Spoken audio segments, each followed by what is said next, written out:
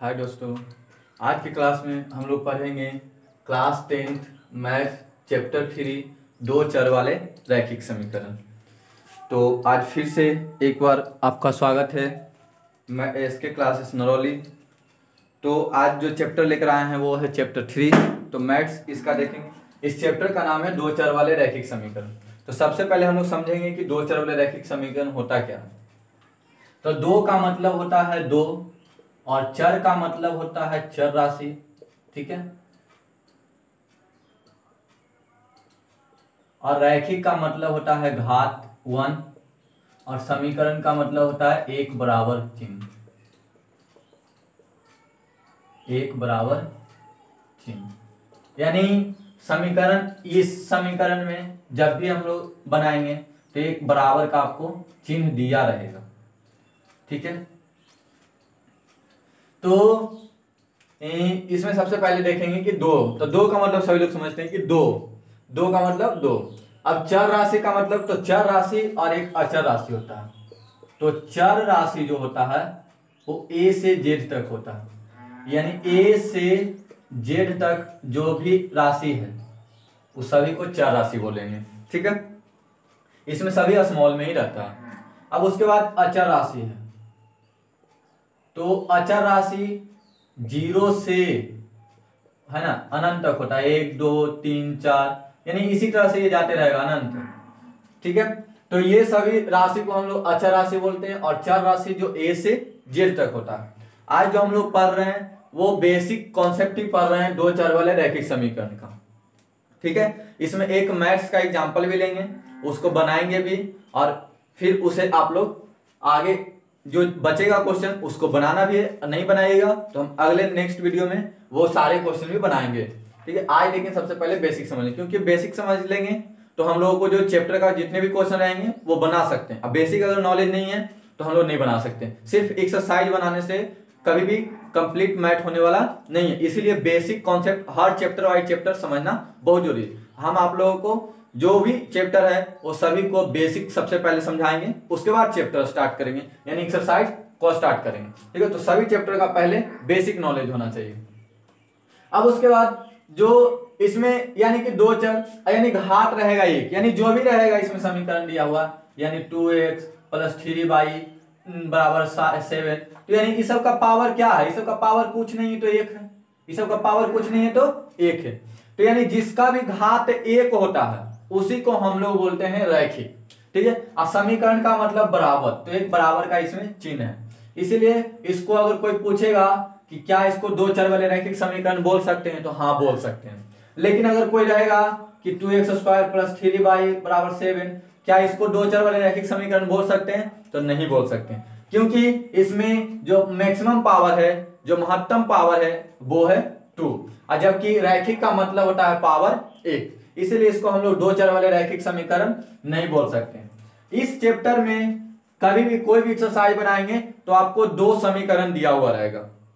तो आपको चर राशि, यानी कभी x y भी रह सकता है, a b भी रह सकता है, s t भी रह सकता है, यानी कोई भी दो चर राशि आपको दिया रहेगा, और उसी दोनों चर राशि का मान ज्ञात करना है। ठीक है। मान लेते हैं x y दिया रहेगा तो x बराबर क्या होगा, y बराबर क्या होगा, और अगर ये दोनों मान हम लोग निकाल लेते हैं तो समीकरण सॉल्व हो जाता है।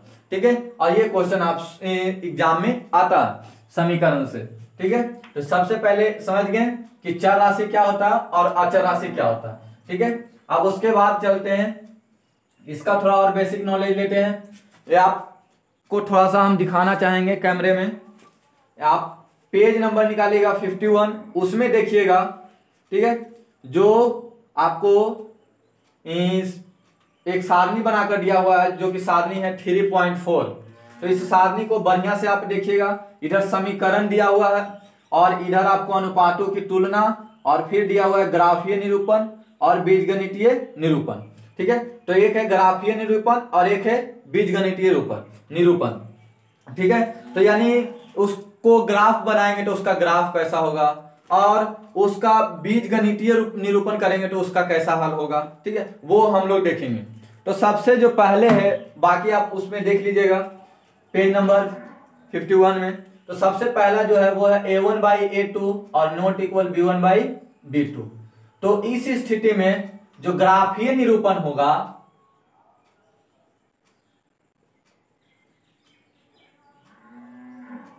इस स्थिति में ग्राफीय निरूपण जो होता है वो होता है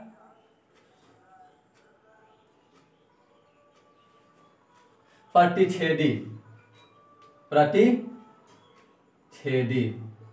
ठीक है, तो प्रतिच्छेदी जब होगा तो देखो, जब प्रतिच्छेद करते हो यानी प्रतिच्छेद रेखा हम लोग पढ़े होंगे पिछले क्लास में, तो ये कोई रेखा और ये इसको कोई प्रतिच्छेद किया तो इसी को हम लोग प्रतिच्छेद करते हैं। तो इसको आप कहीं भी बढ़ाएंगे तो ये अब आगे प्रतिच्छेद नहीं करेगा, यानी ये जब भी प्रतिच्छेद रेखा होगा तो एक जगह प्रतिच्छेद करेगा।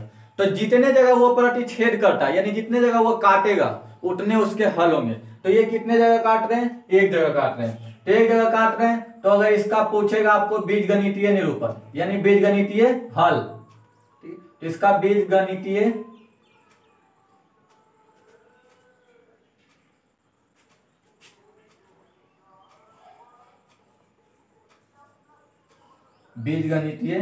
निरूपण।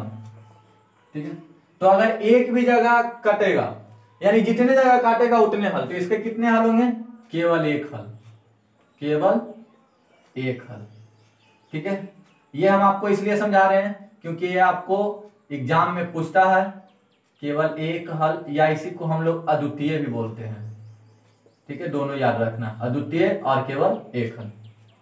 तो ये किस स्थिति में होगा, जब a1/a2 और नॉट इक्वल b1/b2 रहे। अब a1/a2 क्या है, b1/b2 क्या है, वो अभी हम लोग एग्जाम्पल एक देकर बताते हैं, उदाहरण क्वेश्चन लेकर। उसके बाद रहेगा a1/a2 equal b1/b2 equal c1/c2। तो जब ये तीनों बराबर रहेगा तो इस स्थिति में जो रेखाएं होगा वो संपाती होगा, संपाती। तो जब संपाती होगा तो देखो ये कोई रेखा है, अगर इसी के ऊपर कोई रेखा जा रहा है उसी को हम लोग बोलते हैं संपाती। तो ये कितने जगह कट कर रहा, तो यानी एक जगहों पे कट कर रहा, यानी अनंत जगहों पे कर रहा, तो इसके कितने हल होंगे, यानी अनेक हल होंगे, है कि नहीं, अनेक हल। ठीक है, अब आगे देखते हैं, एक और है। तो a1/a2 इक्वल b1/b2 और इस बार रहेगा नॉट इक्वल c1/c2। तो इस तरह में जो रेखा होगा वो होगा समांतर। ठीक है, अब रेखाएं जो समांतर होता है वो देखिए, ये इस तरह का रेखा और ये, यानी इसके बीच की दूरी जो है हर जगह समान रहेगा, ये दोनों रेखाओं के बीच की दूरी समान रहेगा। तो जब दोनों रेखाओं के बीच की दूरी समान है तो ये कहीं भी चलेगा तो कटेगा नहीं, तो एक भी जगह नहीं कटेगा तो यानी इसके एक भी हल नहीं होंगे, तो यानी इसके क्या लिखेंगे, कोई हल नहीं, कोई हल नहीं।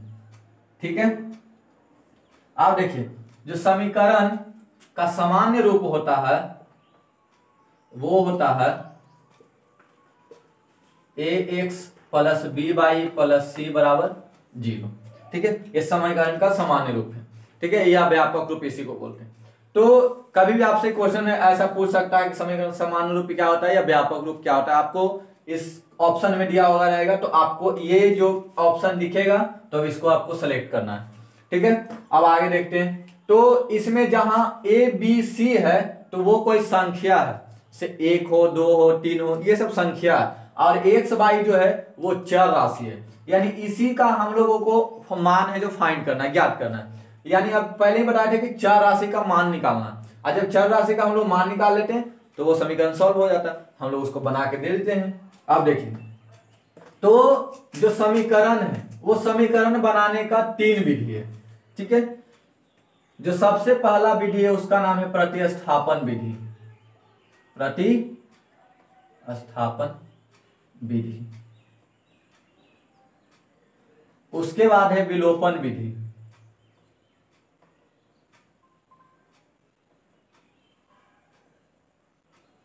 उसके बाद है प्रजनन विधि। यानी कि 3 विधि पढ़ना है, प्रतिस्थापन, विलोपन, प्रजनन विधि। तो सबसे पहले तो ये तीनों विधि से आपसे क्वेश्चन एग्जाम में पूछ सकता है कि नीचे गए दिए गए समीकरण को प्रतिस्थापन विधि से हल करें, विलोपन विधि से हल करें या ब्रजगुणन विधि से हल करें। अगर आपको प्रतिस्थापन विधि से हल पूछेगा कि हल करना है तो प्रतिस्थापन विधि से ही बनाना है। अगर आप उसमें विलोपन विधि से बना दीजिएगा तो आपका वो गलत हो जाएगा, आंसर आपका सही आएगा। ये तीनों से बनाएंगे तो आंसर सेम ही आएगा, लेकिन विधि खाली चेंज होगा। तो जब विधि चेंज हो जाएगा तो वहां पर क्वेश्चन कुछ है और आप बना के आ जाइए कुछ, तो आपको गलती हो जाएगा। इसीलिए वहां पर जो क्वेश्चन आपसे पूछा गया है उसी क्वेश्चन को आप और उसी विधि में ही सॉल्व करना है, ठीक है। तो सबसे पहले जो देखेंगे वो है प्रतिस्थापन विधि। तो आज सबसे पहले आप लोगों को प्रतिस्थापन विधि बताते हैं, ठीक है, इस वीडियो में। फिर नेक्स्ट वाले वीडियो में विलोपन, फिर ब्रजगुणन, एक एक करके सबको समझेंगे, ठीक है। तो अब इसको क्लीन करते हैं। ये आपको आप देखिए,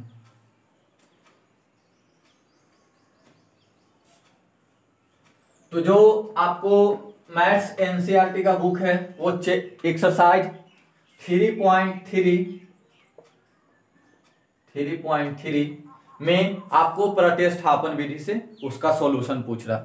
आप क्वेश्चन देखिएगा एक्सरसाइज 3.3 में, तो निकाल कर यहाँ पर देखिएगा आपके पास क्वेश्चन है कि निम्न रैखिक समीकरण युग्म को प्रतिस्थापन विधि से हल करें। युग्म का मतलब होता है जोड़ा, है ना, यानी इसमें कितने समीकरण दिए रहेंगे? 2। हम पहले ही बता देते कि इसमें आपको 2 समीकरण दिया हुआ रहेगा, तो यानी 2 दिया हुआ है तो उसको जोड़ा बोलते हैं, यानी उसी को युग्म बोला जाता है।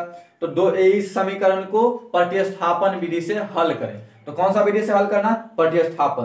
तो यानी प्रतिस्थापन से पूछा तो प्रतिस्थापन विधि से हल करेंगे। और तो इसका सबसे पहला जो क्वेश्चन है वो हम लोग एग्जाम्पल में ले रहे हैं, ठीक है, जो कि है फर्स्ट क्वेश्चन का first number, x plus y बराबर 14, x माइनस वाई बराबर 4, ठीक है। तो इसको हम लोग समीकरण फर्स्ट मानेंगे और इसको समीकरण 2। अब इसका व्यापक रूप जो हम बताए तुम लोग, x plus b y plus c बराबर 0। तो ध्यान देना है कि जो x के साथ में है उसको a बोलेंगे और जो y के साथ में उसको b, और जो ऐसे ही है उसको c बोलते हैं, ठीक है। तो अगर आपसे a1 b1 c1 ये सब पूछेगा तो समीकरण 1 में है तो a1 होगा, अगर समीकरण 2 में है तो a2 होगा। तो सबसे पहले ध्यान देंगे कि समीकरण 1 का जितना भी है वो सब a1 होगा। तो अगर इसमें पूछेगा कि a1 बराबर, तो a1 बराबर इसके साथ में क्या चीज से गुना हो रहा, तो कुछ से नहीं हो रहा तो 1 से हो रहा, ठीक है। तो इसका गुणांक कितना 1 है ना, तो x का गुणांक को बोलते हैं a1 और y का गुणांक को a2, ठीक है। और जो नंबर ऐसे रह गया उसको c बोलेंगे, ठीक है। तो समीकरण 1 है तो इसको 1 1 करेंगे, ठीक है। तो a1 बराबर हो गया 1 और b1 बराबर भी हो गया 1 और c1 बराबर, देखो ये इक्वल के उस साइड में है यानी राइट साइड में, तो इसको भी हम लोग लेफ्ट साइड में लाएंगे और राइट साइड में खाली 0 को रखना। तो इसको जब लेफ्ट साइड में लाएंगे तो कभी भी अगर उसको हम लोग अपोजिट साइड ले जाते हैं कोई भी संख्या हो तो वो मान जो है सिर्फ उसका सिंबल चेंज हो जाता है, मान नहीं चेंज होता, सिर्फ सिंबल चेंज होता है। अगर प्लस है तो माइनस हो जाएगा और अगर मल्टीप्लाई है तो डिवाइड होगा और माइनस में तो प्लस हो गया, ठीक है। तो ध्यान, तो ये प्लस में इधर आएगा तो माइनस हो, यानी c1 कितना हो गया -14।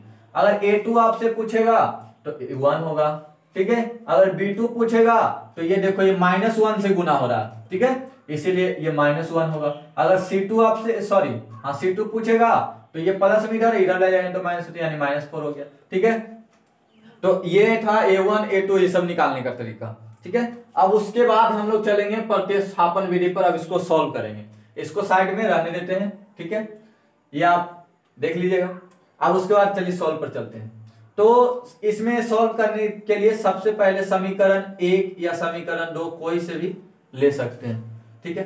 तो यहां पर हम समीकरण 1 से ले रहे हैं। तो समीकरण 1 से, तो समीकरण 1 क्या है?